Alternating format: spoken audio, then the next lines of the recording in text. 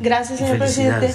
Y en una segunda pregunta, justamente con el tema del fentanilo, en la pasada cumbre de líderes de América del Norte, el presidente Joe Biden decía que mueren alrededor de 100,000 norteamericanos por el abuso y consumo de esta sustancia. La semana pasada estuvo con usted Elizabeth Sherwood Randall, ella la asesora de seguridad de la Casa Blanca, justamente con quien platicó de fentanilo y el tema de las armas. Me gustaría conocer si llegaron a algún tipo de acuerdos, cuáles son detalladamente, de ser posible, dado que en semanas anteriores tuve la oportunidad de platicar con la doctora Evalinda Barrón. Ella es la directora general de la Comisión Nacional contra las Adicciones, la CONADIC, y ella me decía que efectivamente el mexicano consume fentanilo, pero no es un tema de seguridad nacional, ni tampoco que sea tan importante, si no es que no es meritorio, pero el consumo del fentanilo en el mexicano no es una prioridad, más sin embargo el cristal sí. En ese tenor quisiera conocer, si me puede apoyar en esto, cuáles fueron los acuerdos a los que llegaron. Esa sería mi segunda pregunta. Gracias. Bueno, se acordó seguir trabajando de manera conjunta, ayudando a que no llegue el fentanilo por nuestra frontera a Estados Unidos. Y lo estamos haciendo. Existe un plan con ese propósito de cooperación. Sin embargo, lo que generó la discrepancia de los últimos tiempos es que quisieron, con propósitos politiqueros, algunos legisladores republicanos, culpar a México, incluso amenazar con intervenir con el ejército estadounidense. Muy ofensivo y muy hipócrita, porque este es un asunto de las dos naciones, de los dos pueblos, de los dos gobiernos. No es culpar al vecino, es ver la paja en el ojo ajeno y no la viga en el propio. Entonces, por eso estamos planteando, a ver, ¿qué hacen ustedes? ¿Qué es lo que ustedes hacen? ¿Cómo combaten a los narcotraficantes, distribuidores de droga en Estados Unidos? Porque no sabemos nada sobre eso. ¿Cuánto decomisan? Lo más importante, ¿qué están haciendo para que los jóvenes no decidan, no opten por la droga?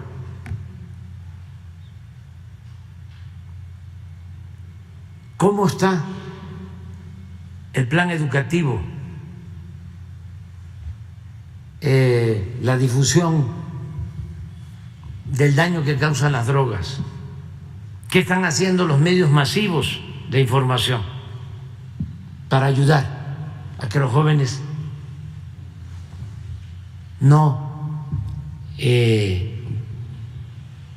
se inclinen por las drogas? Además, ¿qué están haciendo las autoridades? La DEA, ¿qué hace? ¿Por qué un agente de la DEA en México, el jefe de la DEA en México, se vinculó con narcotraficantes mexicanos? Y lo único que hicieron fue destituirlo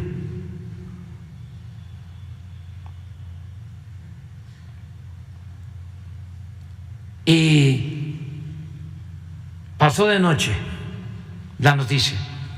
Estoy seguro que las televisoras de Estados Unidos ni se dijo nada. Esto no es de maniqueísmo, no es de buenos y malos. Es una forma muy simplista, ramplona, superficial de ver un problema. Entonces hablamos de que tenemos que continuar con la cooperación, que lo vamos a hacer, pero también, y esto es para todos los mexicanos, nosotros tenemos 3 prioridades para enfrentar el problema de la inseguridad y de la violencia. Primero, atender las causas. Es decir, que en México los jóvenes no tomen el camino de las conductas antisociales. Y para eso es que estamos destinando recursos a programas de bienestar, que haya trabajo, que los salarios sean justos, que se atienda a los jóvenes, que se garantice el derecho a la educación, a la salud, que se combata la pobreza, que se fortalezcan valores culturales, morales, espirituales, porque si algo nos ha salvado frente a todas las calamidades ha sido nuestras culturas, las raíces profundas que tenemos en lo cultural en México, porque este país se fundó hace miles de años y nuestros antepasados nos dejaron una herencia de costumbres, de tradiciones, de hábitos buenos. Uno de esos hábitos buenos es la fraternidad en nuestras familias. Por eso tenemos que evitar la desintegración de las familias. Entonces, eso es lo primero, que los delincuentes no se lleven a los jóvenes, que no los enganchen. Y por eso las becas a los jóvenes, y por eso jóvenes construyendo el futuro. Eso es lo primero. Lo segundo, a partir de atender las causas, que reforcemos nuestras costumbres, nuestras tradiciones, para que no aumente el consumo de drogas en el país. Porque una cosa es el narcotráfico y otra cosa es el consumo. Y en efecto, nosotros no tenemos aquí un consumo elevado de fentanil, sí, cristal, pero también muy localizado. ¿Y por qué no hay tanto consumo de droga? ¿Por qué no crece tanto el consumo de droga? ¿Por lo que hace el gobierno? No. Por nuestras tradiciones, por lo que hacen nuestras familias, por la manera como somos los mexicanos. No hay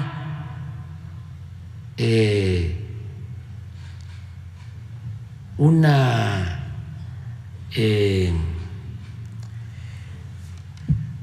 actitud, una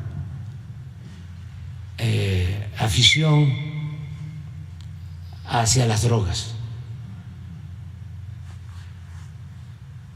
No, son ciertos lugares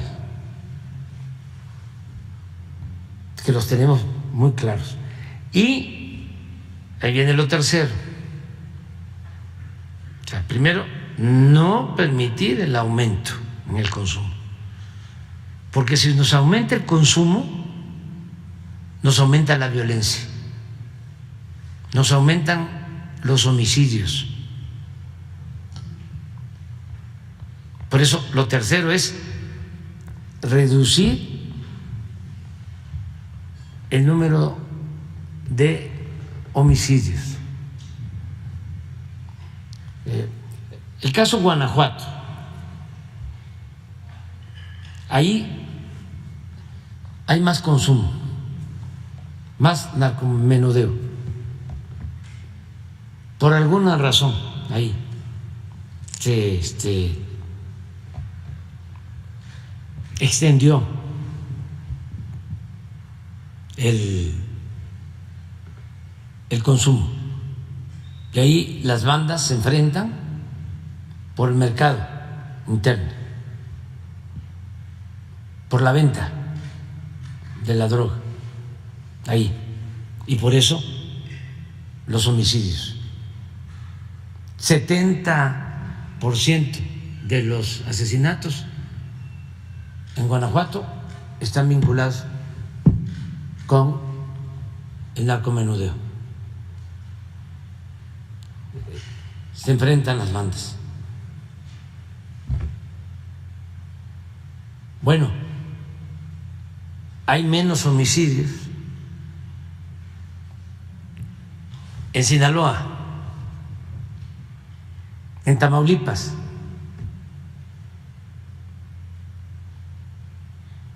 que en Guanajuato. Inclusive menos homicidios en Jalisco, donde están las sedes de las organizaciones. Si no hay consumo, hay menos homicidios. Entonces, recapitulando, primero, atender las causas. Segundo, que no permitamos que aumente el consumo. Y ahí tenemos que hacer uso de todo, apoyar a los jóvenes, mucha difusión, que es lo que estamos haciendo, del daño que causan las drogas, o sea, que no nos aumente, porque si nos aumenta el consumo interno, nos aumenta el número de homicidios. Desgraciadamente, la pérdida de vidas humanas. ¿Sí? Aún cuando se trata de homicidios entre las mismas bandas, son seres humanos. No queremos eso. Entonces, eso es lo tercero. Claro, esto va acompañado de no permitir la corrupción ni la impunidad. Nada de venta de plazas, nada de García Lunas,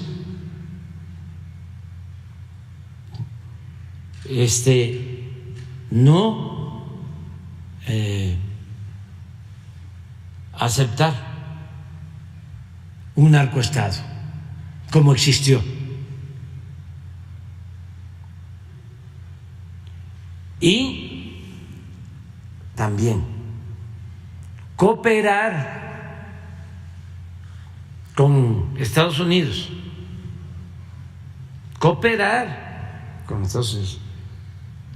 para que no entre droga por la frontera de México a Estados Unidos. Pero que no se malinterprete, que no quieran que eso sea lo primero. No, vamos a seguir cooperando y apoyando por cuestiones humanitarias, por solidaridad, pero no vamos a ser nosotros sus empleados y nos van a venir a decir: te vas a dedicar únicamente a esto. No, nosotros somos libres, soberanos, tenemos nuestra estrategia. Antes, y ese fue el error de Calderón, que les abrió la puerta y puso el gobierno al servicio de las agencias. Ellos mandaban y entregaban helicópteros artillados con el Plan Mérida y se tomaban la foto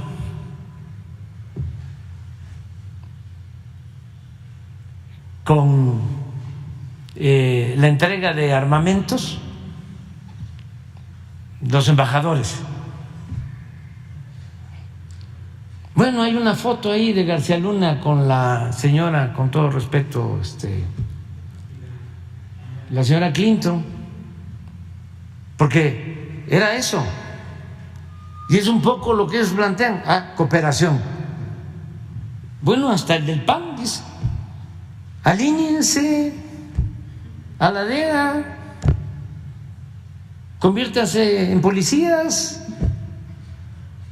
de el gobierno estadounidense. Si a nosotros nos eligen en México para proteger a los mexicanos, para cuidar a los mexicanos, y desde luego en el Concierto de las Naciones tenemos que ayudarnos mutuamente, pero no someternos, y menos a estrategias fallidas. ¿Cómo le vamos a dejar a la DEA el manejo de la seguridad en México? Se han demostrado que no pueden, o ha habido buenos resultados en Estados Unidos en cuanto al combate a la droga. No, y nosotros sí vamos avanzando y estamos reduciendo el número de homicidios y estamos atendiendo a los jóvenes. Entonces, tu pregunta es muy buena, porque ayuda a entender más cuál es el papel de nuestro gobierno.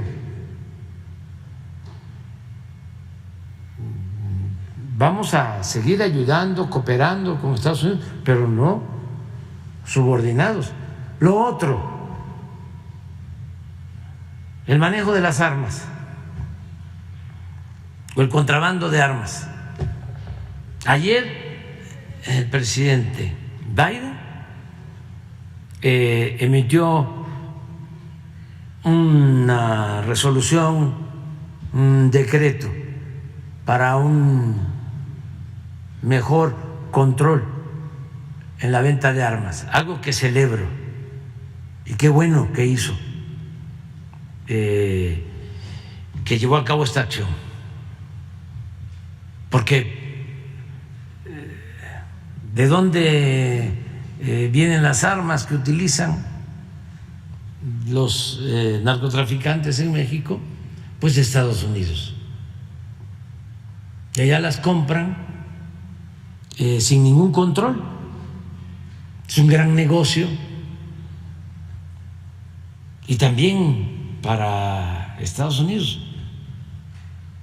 ¿Por qué no controlan, sobre todo, la venta de armas de alto poder? ¿Qué hacen con eso? El 80% de las armas que utilizan aquí las organizaciones criminales, las de alto poder, vienen de Estados Unidos. Y no hay control. Pueden comprar una ametralladora en un supermercado, en una armería.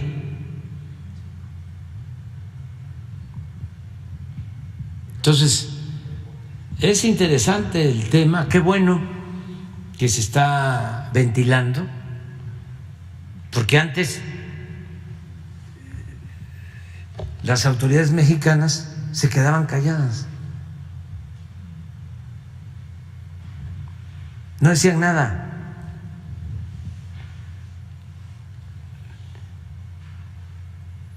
Al contrario, con Calderón se hizo ese acuerdo del operativo Rápido y Furioso para meter armas a México, supuestamente para detectar dónde estaban las bandas. Imagínense, si no lo sabía García Luna, dónde estaban las bandas, si de acuerdo a los testimonios convivía con ellos. Entonces, el operativo fue meter armas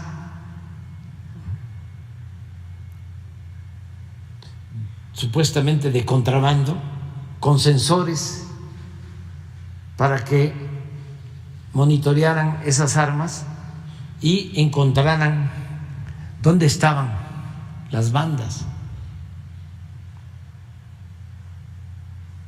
¿Qué pasó? Pues les quitaron los sensores y las usaron para sus actividades ilícitas, y con esas armas le quitaron la vida a mexicanos y a estadounidenses. Se hizo la investigación y de repente carpetazo allá en Estados Unidos.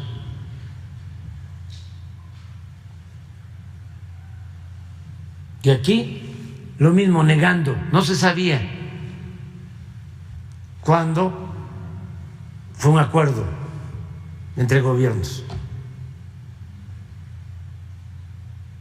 Entonces es interesante que todo esto lo conozca la gente, que además ya lo saben los mexicanos. Hace falta más información en Estados Unidos. Por eso lo de Marcelo fue muy bueno,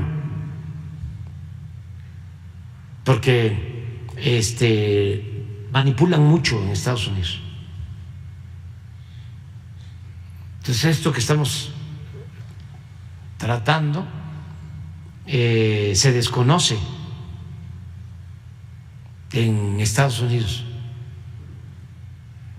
Pero ahora fíjense que la mañanera la ven muchísimos paisanos en Estados Unidos, millones. Muy bien.